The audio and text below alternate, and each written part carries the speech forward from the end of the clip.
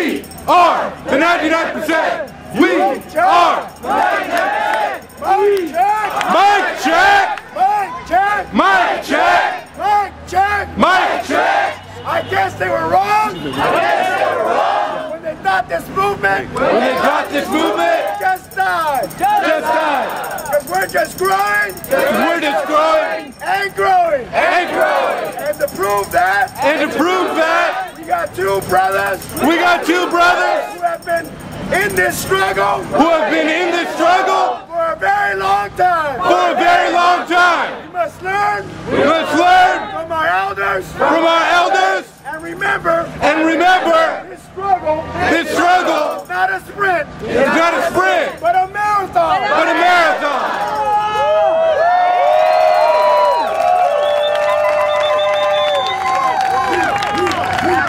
Thank you, first of all, for the warm welcome. Dr. West and I were here earlier today, for those who were around, and we promised to come back, and here we are. We came back a second time today. And we came back a second time. I want to be very brief and let Dr. West say a word.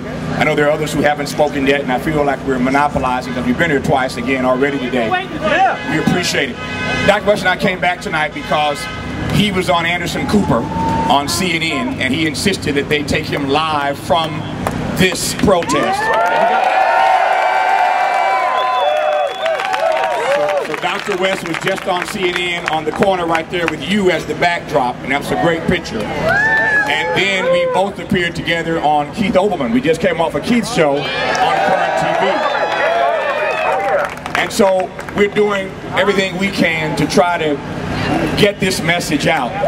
I believe as a member of the media on public television, especially on public television and public radio, it is my mission. It's my mandate, it's my calling, my vocation, my purpose to try to get Americans who don't get this to re-examine the assumptions they hold. My job is to try to help them to expand their inventory of ideas. My job on public TV and public radio is to try to get them to look at this country and the crisis of this country through a different prism. That's the job that I try to do every day on public TV and public radio. So I'm always honored to be a part of a struggle that's trying to get America to wrestle with its own demons, wrestle with its own challenges, its own crises. I want to just share with you, when Dr. West and I appeared on Keith's show just a moment ago on Current Television, one of the questions that he asked us, because this critique is moving around the country, that this movement is 99% white. Exactly. And Dr. West and I we just pushed back on that lie on national television. This is multicultural, this is multiracial, this is multi-ethnic. This protest is a microcosm of this city, and it's a microcosm of this country. Y'all didn't clap loud enough on that. That's what this protest is all about. And I just came back right quick to say, for those of us who live and work, or who live and are trying to work in this so-called city of the angels, I came back to say that if we are serious about taking our future into our own hands, when persons, I know we're streaming live right now, so I'm talking to folk right now who are not here. Folk who are not here right now, but know that they're catching hell. Know that they can't find a job. Know that they can't afford their student loans. Know that they're living back home with their mom and them. Know that they don't have access to health care, etc., etc., etc. If you have a legitimate grievance, this is where you need to be.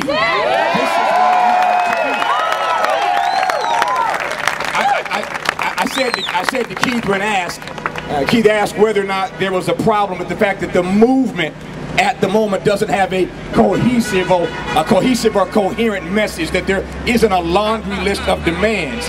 I said, who said? I like this right here. But who said that there aren't a variety of legitimate grievances here at this protest?